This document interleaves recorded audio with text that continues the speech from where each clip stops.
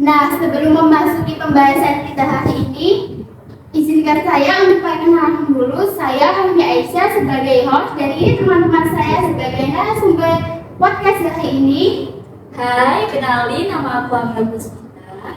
Halo, kenalin nama aku Dwi Suci Kartika Sari. Halo, kenalin aku Anggia Kamspadini. Halo, kenalin aku Akila Ramadhani. Sebelum memasuki pembahasan inti pada podcast hari ini, saya akan membacakan beberapa fun fact tentang negara Malaysia ini. Yang pertama, negara Malaysia mempunyai kesultanan tertua di dunia, yaitu Kesultanan Kedah yang berdiri sejak tahun 1136.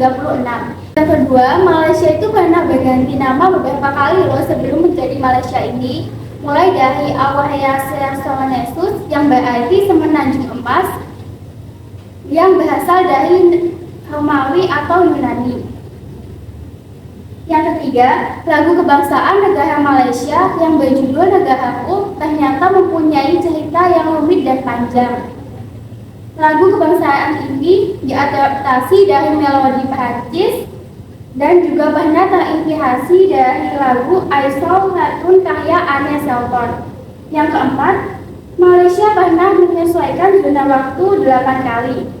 Terakhir pada tahun 1982 oleh Dr. Mahathir, dan pada waktu yang sama Singapura juga menyesuaikan zona waktunya. Yang kelima, Malaysia punya jalan tol terpanjang di dunia yang mempunyai panjang 66.000 km kalau digabungkan seluruh dunia. Dan yang terakhir, teman-teman pasti sudah tahu nih, kalau di negara Malaysia itu punya menara Petronas yang menjadi ikonik negara tersebut dan menjadi bangunan tertinggi di dunia. Oke, pertama kita akan membahas bentuk negara Malaysia. Nah, mungkin teman-teman di sini banyak yang belum tahu nih, bentuk negara Malaysia itu sebenarnya federal. Nah, apa sih yang dimaksud federal itu? Federal itu artinya negara ini itu terbagi menjadi beberapa wilayah atau negara bagian yang mempunyai otonomi sendiri, tetapi tetap berada di bawah satu pemerintahan nasional. Nah, Malaysia ini itu terbagi jadi 13 negara bagian dan 3 wilayah federal. 3 wilayah federalnya ini itu terdiri dari Kuala Lumpur, Putrajaya dan juga Labuan. Dan untuk negara bagiannya itu ya, seperti Johor, Selangor dan Sabah itu mempunyai pemerintah lokalnya sendiri. Bahkan mereka itu punya beberapa kebijakan dalam beberapa urusan begitu. Oh, berarti mereka itu nggak semuanya tergantung pada pemerintah pusat ya? Jadi ada pembagian kekuasaan gitu? Iya, betul banget. Jadi negara Malaysia ini tuh membagi kekuasaannya antara pemerintah pusat dan negara bagian. Pemerintah yang sesuai dengan pasal 74 dan 80 dalam Konstitusi Malaysia. Untuk pemerintah pusatnya itu lebih fokus dalam menangani isu-isu besar seperti kebijakan luar negeri, pertahanan, dan juga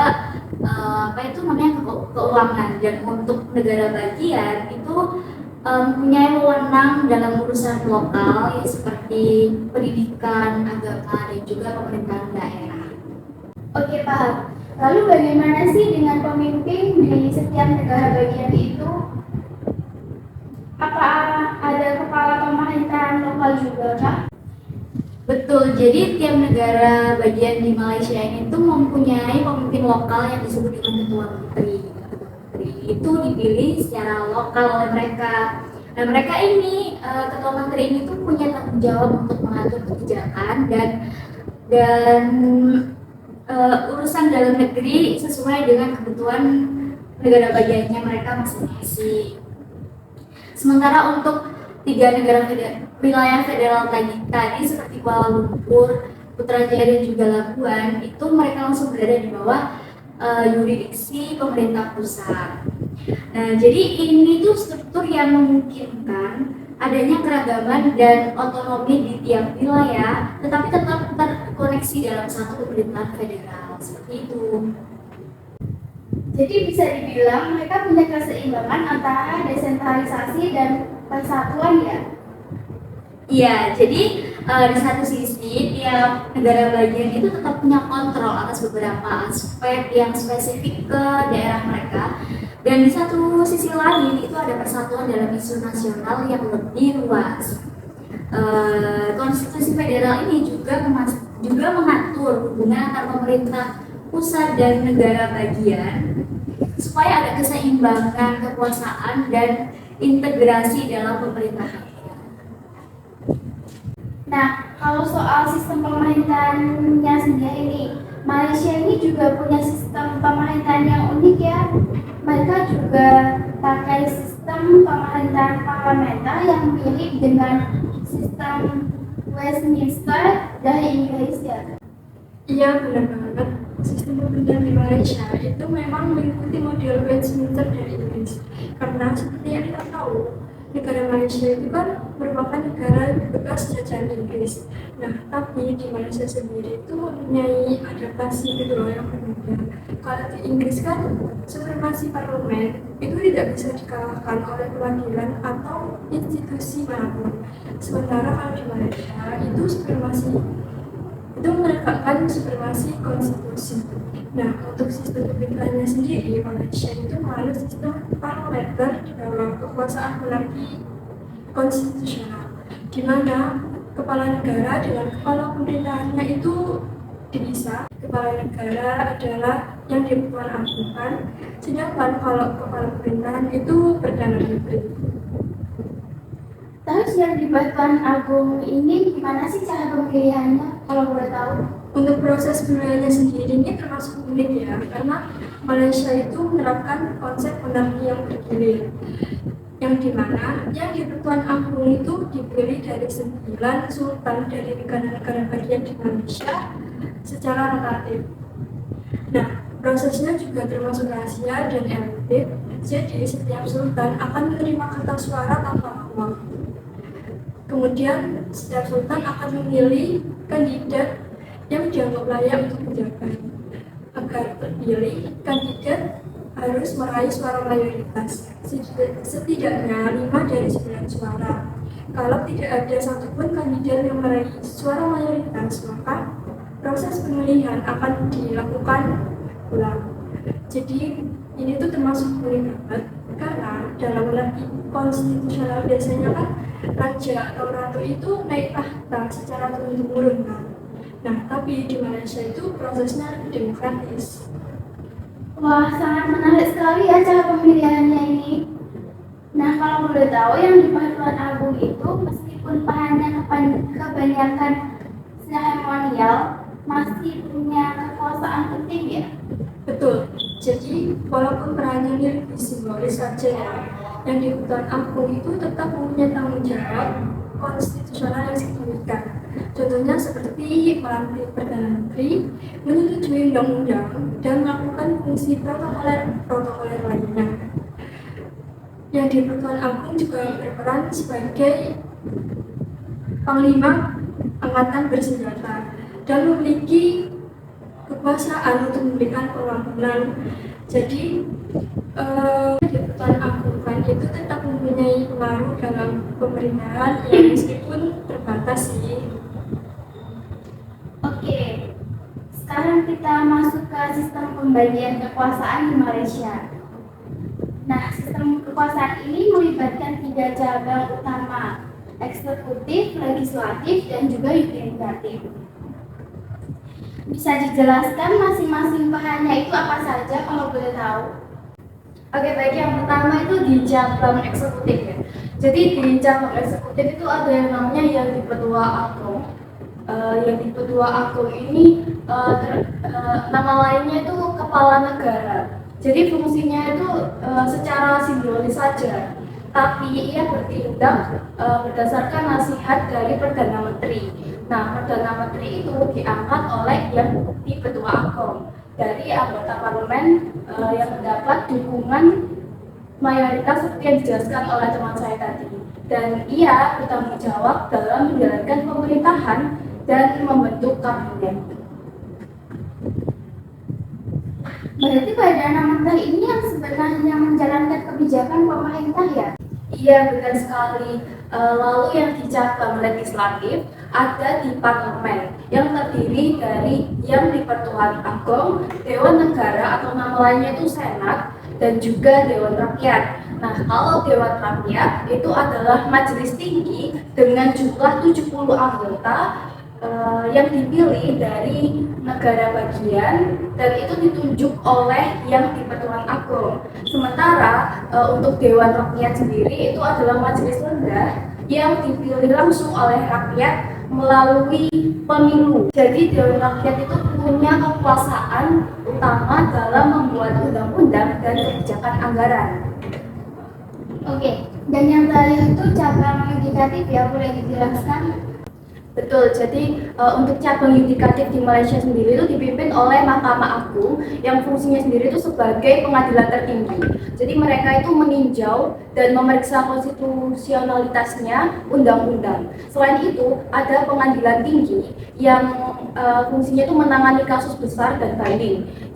Serta pengadilan rendah itu untuk kasus pidana dan perdata kecil. Terus ada juga pengadilan syariah khusus untuk muslim yang menangani isu-isu pribadi yang diatur oleh pemerintahan negara bagian. Jadi sistem peradilan ini memastikan pembagian kekuasaan yang terjaga ya, supaya nggak semuanya terpusat gitu kan? Iya, betul banget. Dengan pembagian kekuasaan ini tuh pemerintah federal dan negara bagian itu masing-masing punya wewenang. Misalnya urusan luar negeri, pertahanan dan pendidikan itu diatur di pusat, sedangkan agama dan pemerintahan lokal itu diatur di negara bagian. Ini itu untuk menjaga harmoni dan keragaman di masyarakat Malaysia yang multikultural. Oke, untuk pembagian kekuasaan sudah selesai. Selanjutnya kalau kita bicara tentang keefektifan pemerintahan di Malaysia, gimana sih pendapatmu tentang itu? Jadi sebenarnya untuk tahu apakah pemerintahan di Malaysia itu udah efektif atau belum, kita perlu analisis dulu nih dari beberapa aspek penting, yaitu yang pertama sistem pemerintahan. Malaysia sebenarnya punya sistem pemerintahan yang jelas mulai dari lembaga eksekutif, legislatif, dan juga yudikatif. Tapi pelaksanaannya belum sepenuhnya efektif. Misalnya pada lembaga eksekutif, dia itu lebih dominan daripada lembaga legislatif maupun yudikatif. Jadi seringkali dalam pengambilan keputusan itu terlalu cepat tanpa banyak pertimbangan. Nah, akibatnya hal ini bisa berpengaruh pada keseimbangan kekuasaan dalam sistem pemerintahannya. Seperti itu. Selain itu pelaksanaan demokrasinya itu gimana sih? Demokrasinya secara teori Malaysia itu menganut demokrasi parlementer, tapi dalam praktiknya pemilu mereka itu kadang nggak sepenuhnya menerapkan asas jujur dan adil. Dalam waktu yang cukup lama sering terjadi praktik otoriter yang dominan oleh Partai United Malaysian National Organization atau UMNO yang menyebabkan kecilnya persaingan politik. Selain itu, kurangnya transparansi dalam pemilu dan korupsi membuat banyak masyarakat tidak selalu merasa puas dengan demokrasi negara mereka. Yang terakhir nih, dari segi dinamika politiknya sekarang, stabil atau enggak sih di sana itu? Kalau dari segi dinamika politik untuk sekarang ini, dinamika politik di Malaysia bisa dikatakan cukup stabil. Di bawah pimpinan Anwar Ibrahim, beliau berusaha untuk menarik investasi asing dan menjalin kemitraan dengan negara lain untuk meningkatkan transparansi serta akuntabilitas dalam pengelolaan negara.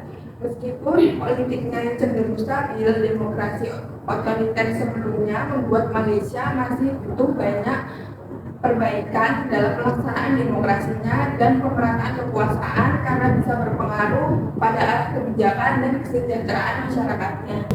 Wah, ternyata banyak banget ya pengetahuan yang bisa kita dapat dari para narasumber kita hari ini. Nah, kira-kira ada nggak sih tantangan yang dihadapi oleh negara Malaysia dalam menjaga integrasi nasional? Apalagi Malaysia itu kan agama dan budayanya di setiap negara bagian tuh sangat beragam gitu loh.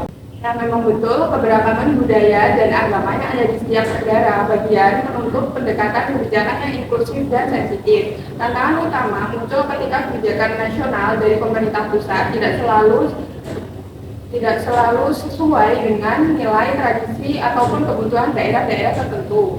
Ketika kebijakan pusat dirasa tidak mewakili dan atau mengakomodasi kepentingan lokal, ini bisa menimbulkan ketegangan antar kelompok, ketidakpuasan, dan bahkan perasaan tersingkirkan. Oleh karena itu, penting bagi pemerintah untuk memastikan bahwa kebijakan yang diambil dapat menjaga keseimbangan dan keharmonisan antar kelompok. Seperti itu.